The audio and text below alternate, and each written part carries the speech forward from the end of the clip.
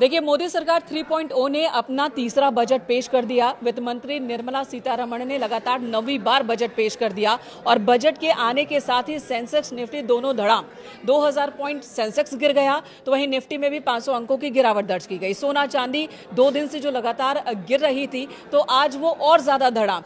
इसकी वजह क्या है, क्यों बाजार का ये सेंटिमेंट है, और जो निवेशक जिन्होंने पैसे लगाए हैं, चाहे वो शेयर बाजार में हो या सोना चांदी में है, वो क्या करें? अंकुर त्यागी जी हमारे साथ मौजूद है, हमारे सहयोगी, बाजार के एक्सपर्ट भी हैं। ये क्या हो गया? नहीं, अंकुर जी।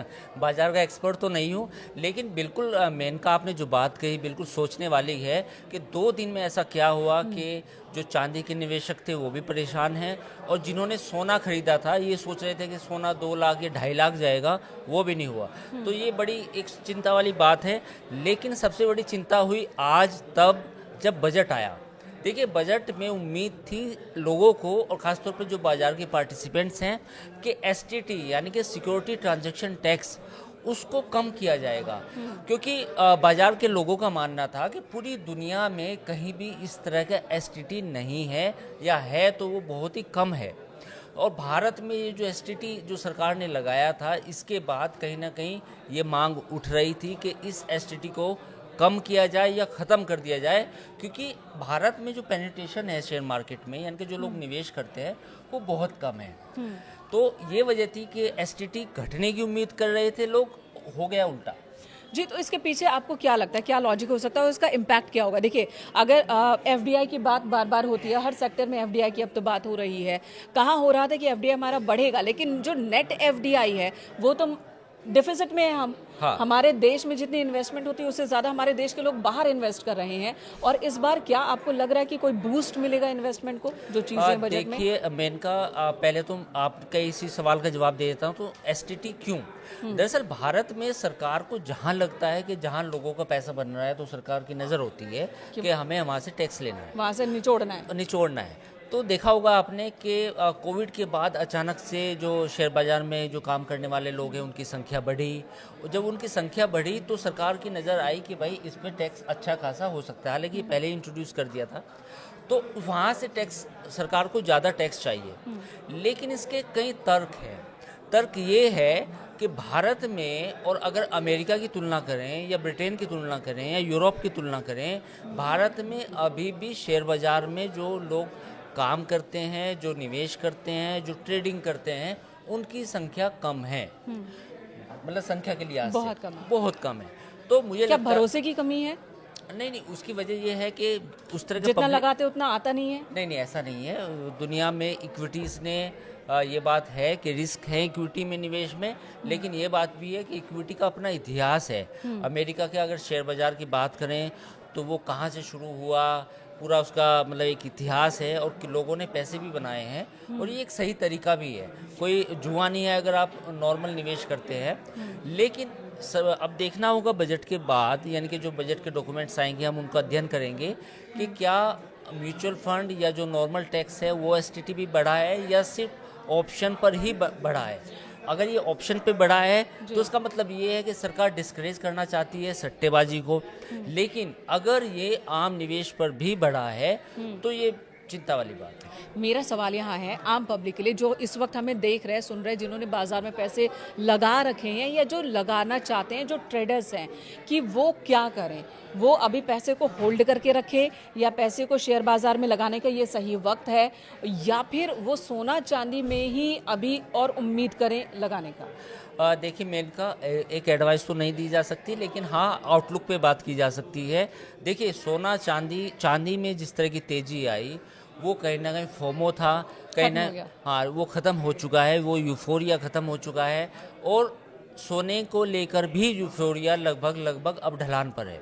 इसमें 2 चीज़ें हैं।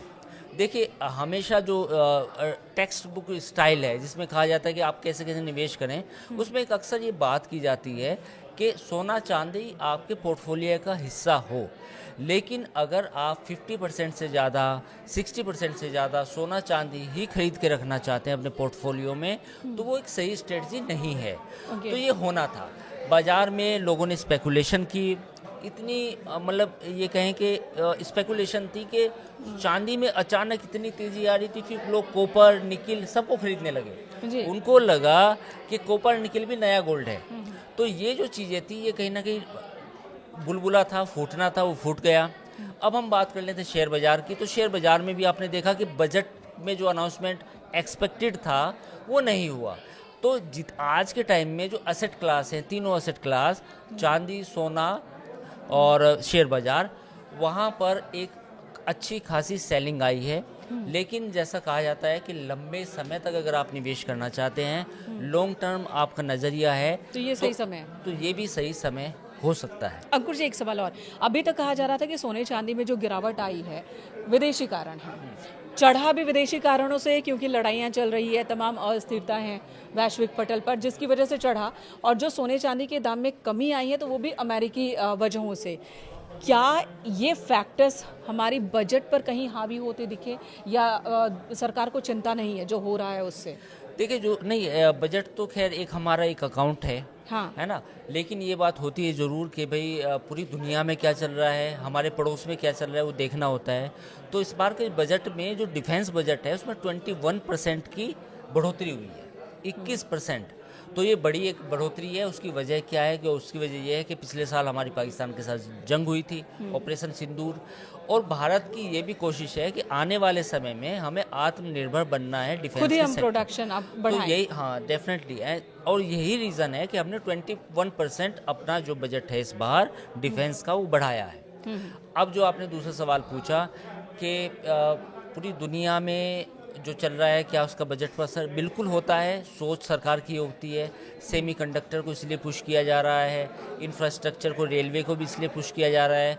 तो वो होता है कि आने वाले भविष्य में भारत की पोजीशनिंग क्या होगी, उस हिसाब से खर्चा बनाया जाता है। ठीक है, सोने चांदी की बात से हमने शुरू की थी, तो हाँ। वहीं पर फिर आती हूँ। देखिए, निवेशकों के लिए उथल पुथल वाले दिन हो सकते हैं, लेकिन जो लोग सोना चांदी खरीदना चाहते हैं, जिनके घरों में शादी है, या जो नहीं खरीद पाए थे चढ़ते दाम की वजह से, क्या उनके लिए खरीदने का ये सही समय है, बिल्कुल, थोड़ा सा मतलब या और गिर सकता है? अभी और गिर सकता है। और ये एक रियलिस्टिक प्राइस आएगा। अब वो तेज़ी नहीं आएगी जो पहले थी, वो कहीं ना कहीं बुलबुला फूटा है।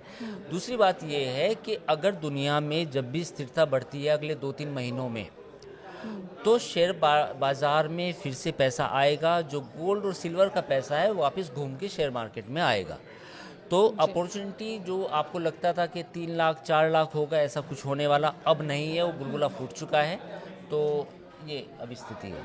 बहुत बहुत धन्यवाद आपका तमाम जानकारी देने के लिए। तो बजट पेश हो चुका है, बजट में क्या महंगा क्या सस्ता, बाजार इसे किस तरह से ले रहा है, हमने फिलहाल तो इसी पर बात की है कि बाजार ने शुरुआती सेंटिमेंट्स अच्छे नहीं दिखाए हैं, लेकिन संभलता है, कहाँ जाकर संभलता है, इस पर निगाह बनी रहेगी। धन्यवाद आप सभी का।